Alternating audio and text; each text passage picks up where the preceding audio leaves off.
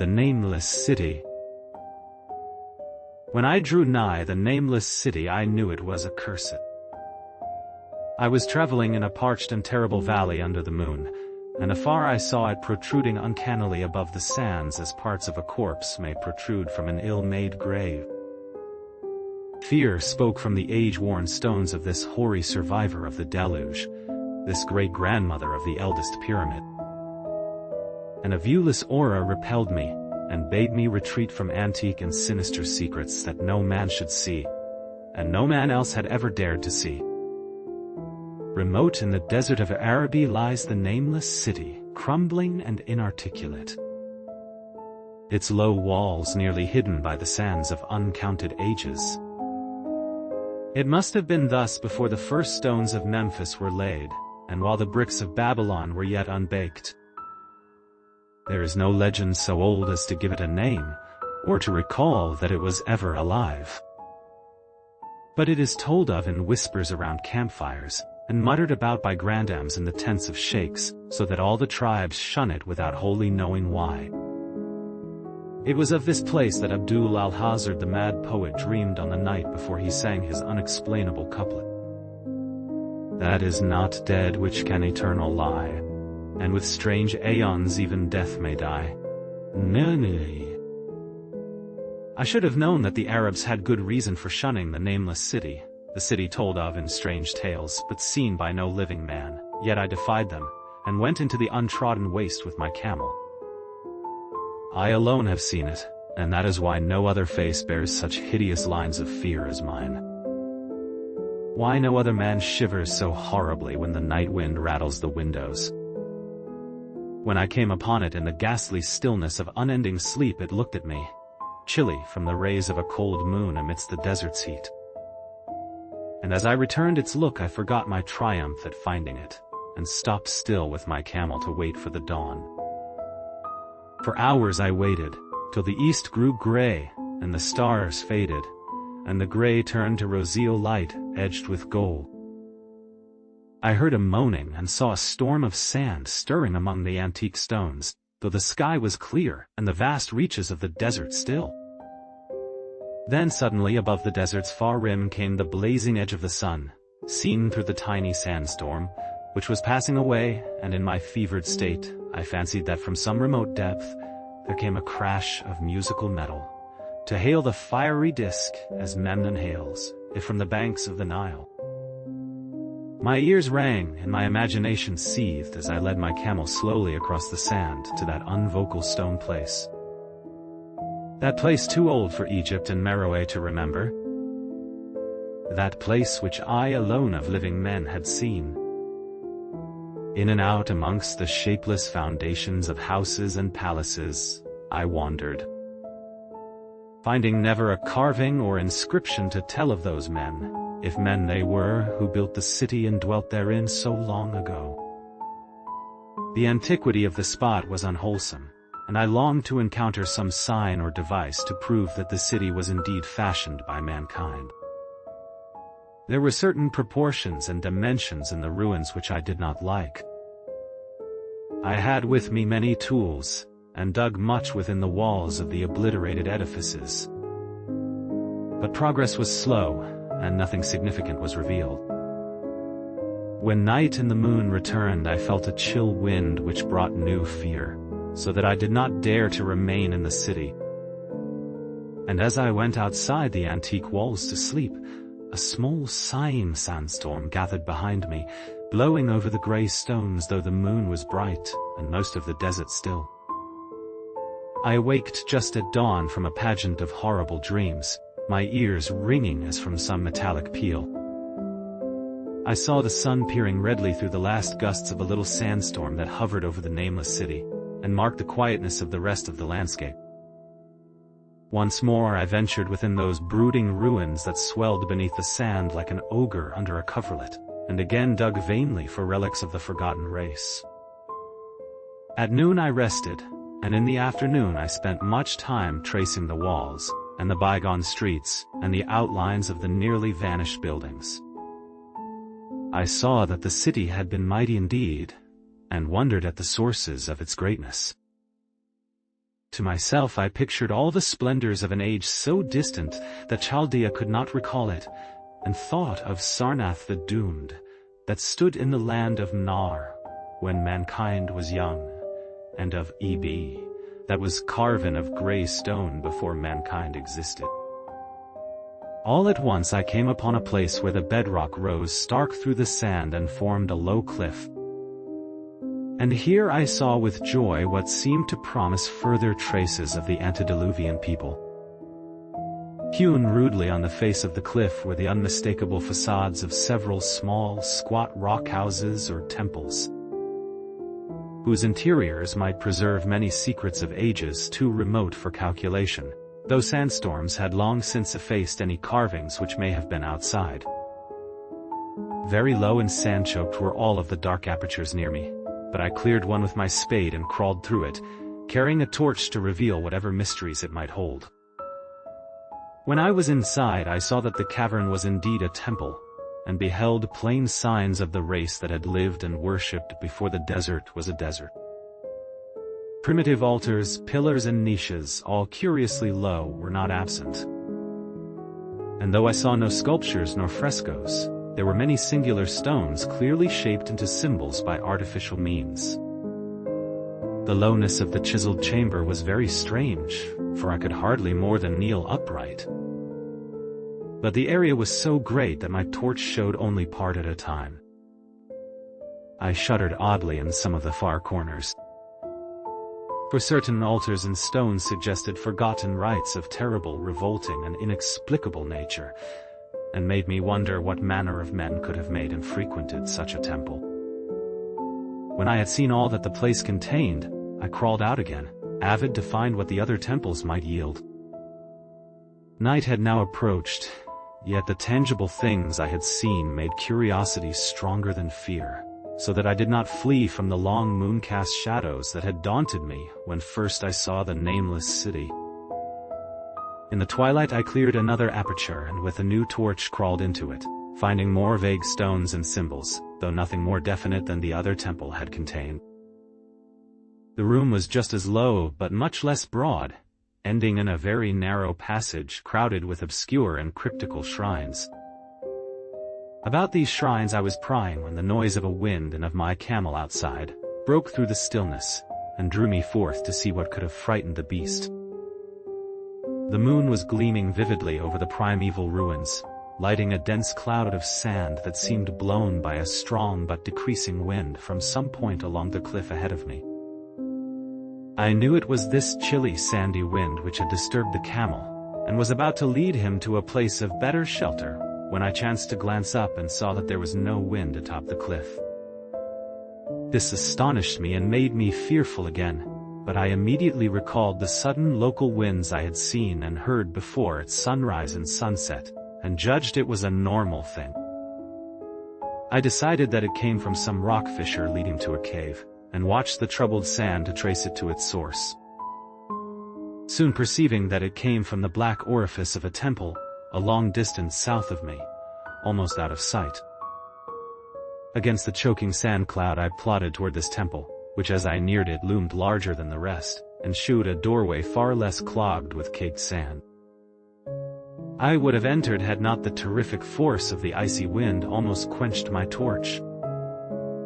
It poured madly out of the dark door, sighing uncannily as it ruffled the sand and spread about the weird ruins. Soon it grew fainter, and the sand grew more and more still, till finally all was at rest again. But a presence seemed stalking among the spectral stones of the city, and when I glanced at the moon it seemed to quiver, as though mirrored in unquiet waters. I was more afraid than I could explain, but not enough to dull my thirst for wonder. So as soon as the wind was quite gone, I crossed into the dark chamber from which it had come. This temple, as I had fancied from the outside, was larger than either of those I had visited before, and was presumably a natural cavern, since it bore winds from some region beyond. Here I could stand quite upright, but saw that the stones and altars were as low as those in the other temples. On the walls and roof I beheld for the first time some traces of the pictorial art of the ancient race, curious curling streaks of paint that had almost faded or crumbled away.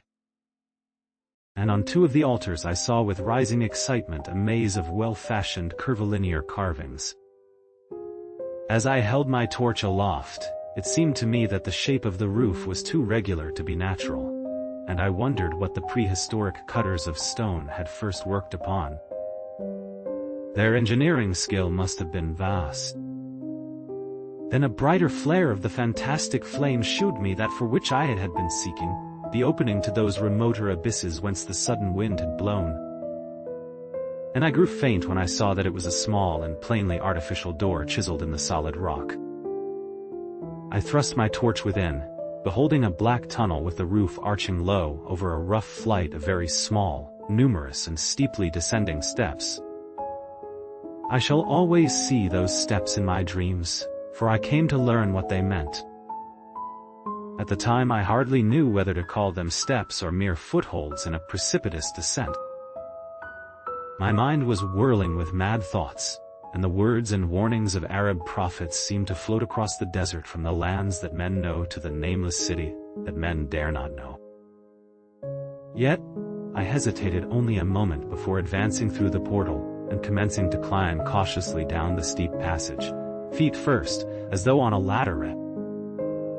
It is only in the terrible phantasms of drugs or delirium that any other man can have had such a descent as mine. The narrow passage led infinitely down like some hideous haunted well, and the torch I held above my head could not light the unknown depths toward which I was crawling.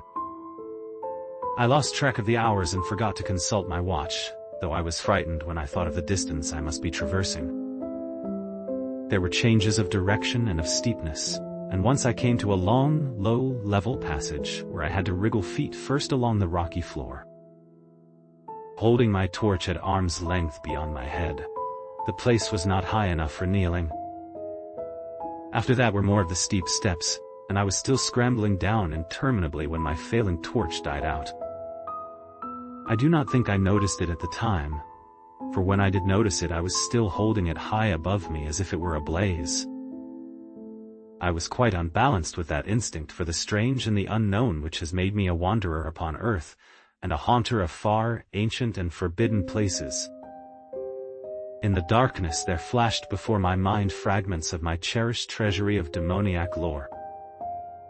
Sentences from Alhazard the Mad Arab, paragraphs from the apocryphal nightmares of Damascus, and infamous lines from the delirious image du monde of Gauthier de Metz. I repeated queer extracts and muttered of Afrasiab and the demons that floated with him down the Oxus. Later, chanting over and over again a phrase from one of Lord Dunsany's tales, the unreverberate blackness of the abyss. Once, when the descent grew amazingly steep, I recited something in sing-song from Thomas Moore, until I feared to recite more. A reservoir of darkness, black as witches' cauldrons are when filled with moon drugs and al-eclipse distill.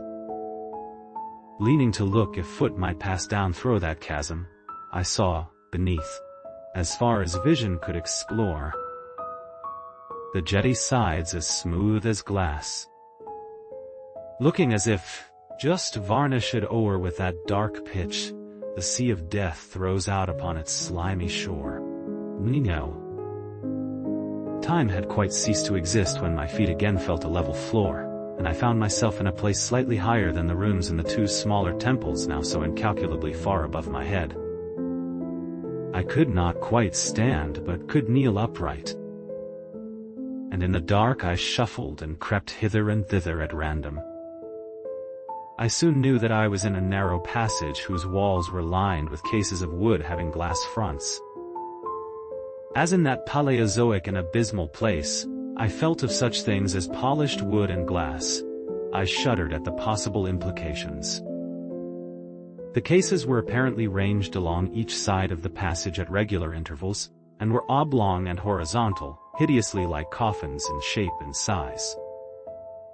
When I tried to move two or three for further examination, I found they were firmly fastened.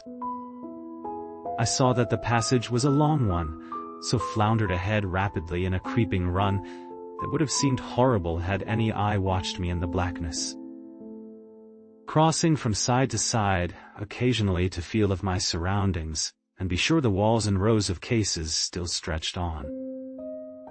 Man is so used to thinking visually that I almost forgot the darkness and pictured the endless corridor of wood and glass in its low-studded monotony as though I saw it. And then, in a moment of indescribable emotion, I did see it. Just when my fancy merged into real sight, I cannot tell.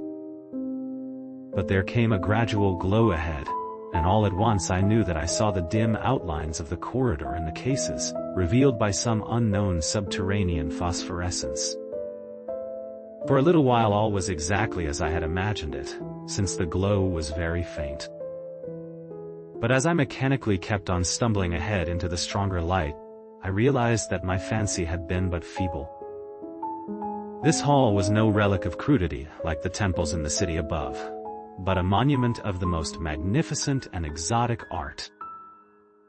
Rich, vivid, and daringly fantastic designs and pictures formed a continuous scheme of mural painting whose lines and colors were beyond description. The cases were of a strange golden wood, with fronts of exquisite glass, and contained the mummified forms of creatures, outreaching in grotesqueness, the most chaotic dreams of man. To convey any idea of these monstrosities is impossible.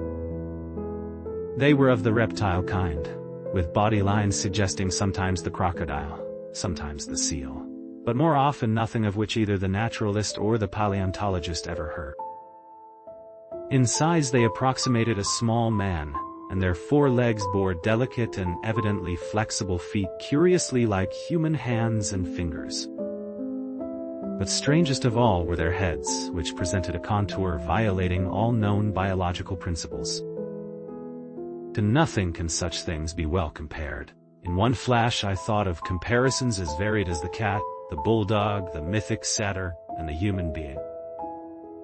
Not Jove himself had so colossal and protuberant a forehead, yet the horns and the noselessness and the alligator-like jaw placed the things outside all established categories. I debated for a time on the reality of the mummies, half suspecting they were artificial idols, but soon decided they were indeed some Pelagian species which had lived when the Nameless City was alive. To crown their grotesqueness, most of them were gorgeously enrobed in the costliest of fabrics, and lavishly laden with ornaments of gold, jewels, and unknown shining metals.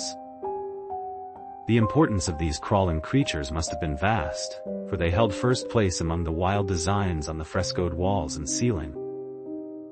With matchless skill had the artists drawn them in a world of their own, wherein they had cities and gardens fashioned to suit their dimensions. And I could not but think that their pictured history was allegorical, perhaps shewing the progress of the race that worshipped them. These creatures, I said to myself, were to the men of the Nameless City what the she-wolf was to Rome, or some totem beast is to a tribe of Indians. Holding this view, I thought I could trace roughly a wonderful epic of the Nameless City. The tale of a mighty seacoast metropolis that ruled the world before Africa rose out of the waves, and of its struggles as the sea shrank away, and the desert crept into the fertile valley that held it. I saw its wars and triumphs, its troubles and defeats, and afterward its terrible fight against the desert when thousands of its people, here represented in allegory by the grotesque reptiles, were driven to chisel their way down through the rocks in some marvelous manner to another world whereof their prophets had told them. It was all vividly weird and realistic, and its connection with the awesome descent I had made was unmistakable. I even recognized the passages. As I crept along the corridor toward the brighter light, I saw later stages of the painted epic, the leave-taking of the race that had dwelt in the Nameless City and the valley around for 10 million years. The race whose souls shrank from quitting scenes their bodies had known so long, where they had settled as nomads in the earth's youth, hewing in the virgin rock those primal shrines at which they never ceased to worship. Now that the light was better, I studied the pictures more closely. And, remembering that the strange reptiles must represent the unknown men, pondered upon the customs of the Nameless City. Many things were peculiar and inexplicable. The civilization, which included a written alphabet, had seemingly risen to a higher order than those immeasurably later civilizations of Egypt and Chaldea, yet there were curious omissions. I could, for example, find no pictures to represent deaths or funeral customs, save such as were related to wars, violence, and plagues, and I wondered at the reticence shown concerning natural death. It was as though an ideal of earthly immortality had been fostered as a cheering illusion. Still nearer the end of the passage were painted scenes of the utmost picturesqueness and extravagance. Contrasted views of the Nameless City and its desertion and growing ruin, and of the strange new realm or paradise to which the race had hewed its way through the stone. In these views, the city and the desert valley were shown always by moonlight, a golden nimbus hovering over the fallen walls and half revealing the splendid perfection of former times, shown spectrally and elusively by the artist. The paradisal scenes were almost too extravagant to be believed, portraying a hidden world of eternal day filled with glorious cities and ethereal hills and valleys. At the very last, I thought I saw signs of an artistic anticlimax. The paintings were less skillful, and much more bizarre than even the wildest of the earlier scenes. They seemed to record a slow decadence of the ancient stock, coupled with a growing ferocity toward the outside world from which it was driven by the desert. The forms of the people, always represented by the sacred reptiles, appeared to be gradually wasting away, though their spirit as shown hovering about the ruins by moonlight gained in proportion. Emaciated priests, displayed as reptiles in ornate robes, cursed the upper air and all who breathed it. And one terrible final scene showed a primitive-looking man, perhaps a pioneer of ancient Iram, the city of pillars, torn to pieces by members of the elder race. I remembered how the Arabs fear the Nameless City, and was glad that beyond this place the gray walls and ceiling were bare. As I viewed the pageant of mural history, I had approached very closely the end of the low-ceiled hall, and was aware of a great gate through which came all of the illuminating phosphorescence.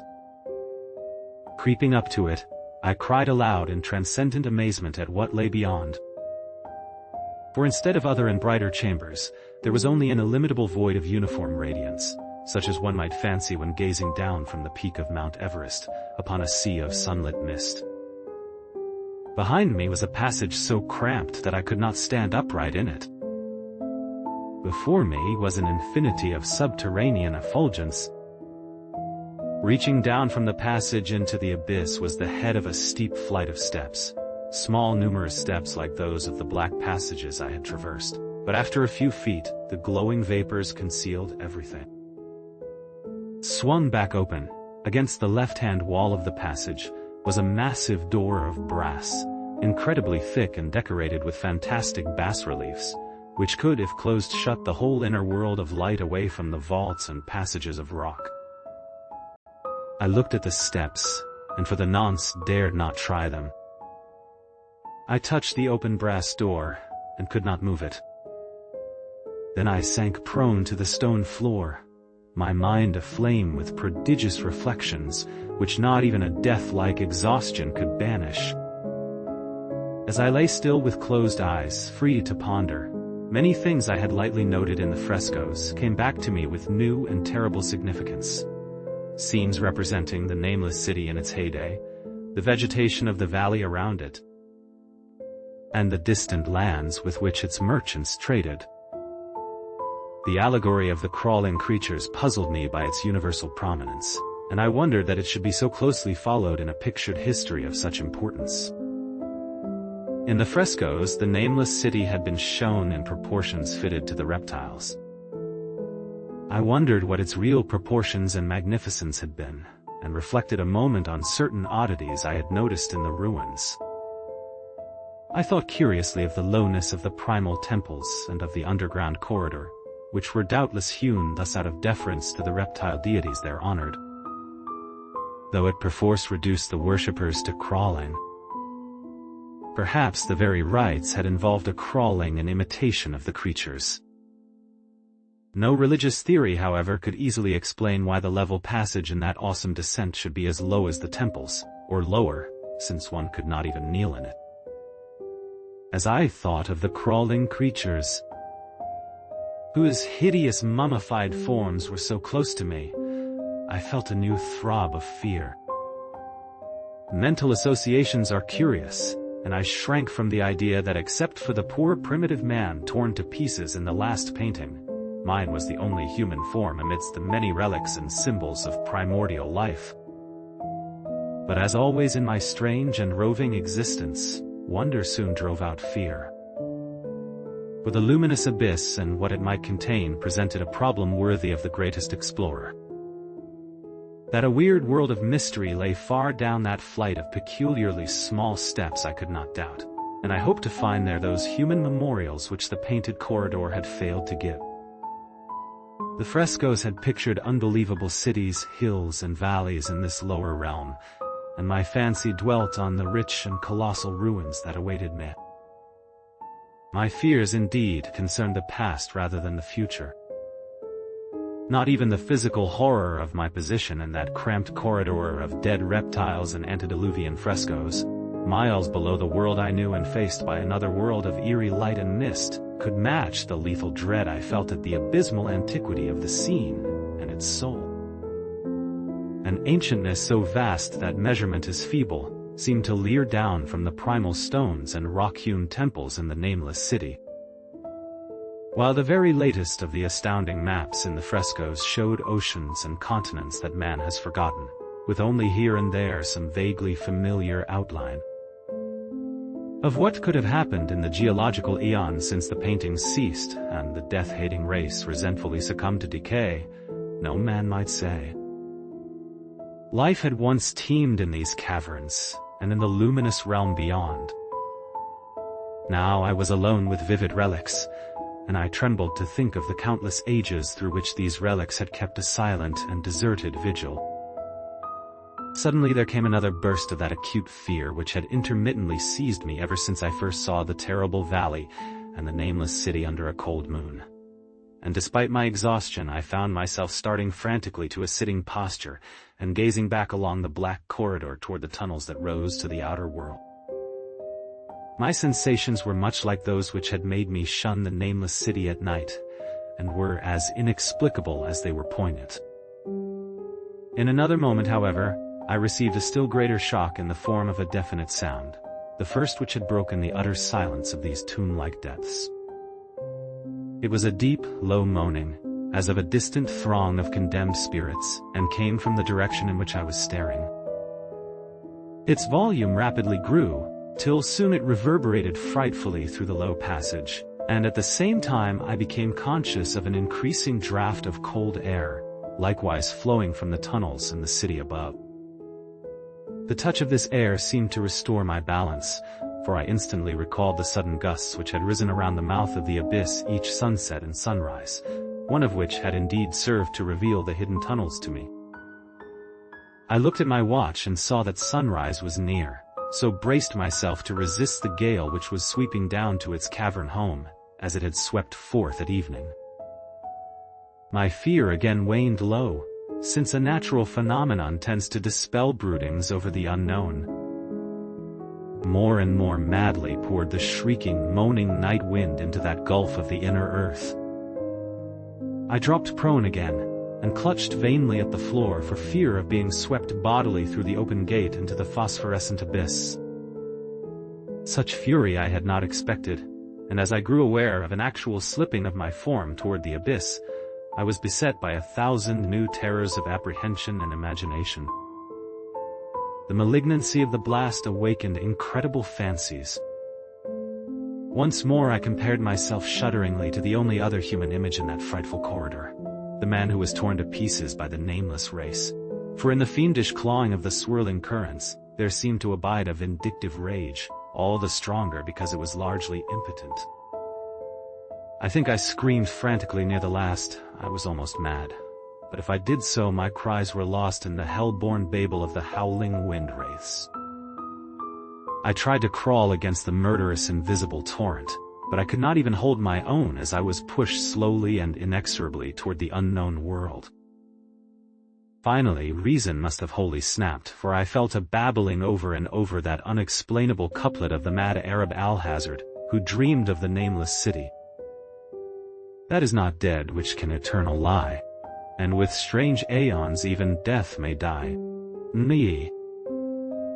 Only the grim brooding desert gods know what really took place, what indescribable struggles and scrambles in the dark I endured, or what Abaddon guided me back to life, where I must always remember and shiver in the night wind till oblivion, or worse, claims me. Monstrous, unnatural, colossal. Was the thing too far beyond all the ideas of man to be believed, except in the silent, damnable small hours when one cannot sleep? I have said that the fury of the rushing blast was infernal, cacodemoniacal, and that its voices were hideous with the pent-up viciousness of desolate eternities. Presently those voices, while still chaotic before me, seemed to my beating brain to take articulate form behind me. And down there in the grave of unnumbered aeon-dead antiquities, leagues below the dawn-lit world of men, I heard the ghastly cursing and snarling of strange-tongued fiends. Turning, I saw outlined against the luminous ether of the abyss what could not be seen against the dusk of the corridor, a nightmare horde of rushing devils. Hate distorted, grotesquely panoplied, half-transparent, devils of a race no man might mistake, the crawling reptiles of the Nameless City. And as the wind died away, I was plunged into the ghoul-peopled blackness of Earth's bowels. For behind the last of the creatures the great brazen door clanged shut with a deafening peal of metallic music, whose reverberations swelled out to the distant world to hail the rising sun as Memnon hails it from the banks of the Nile.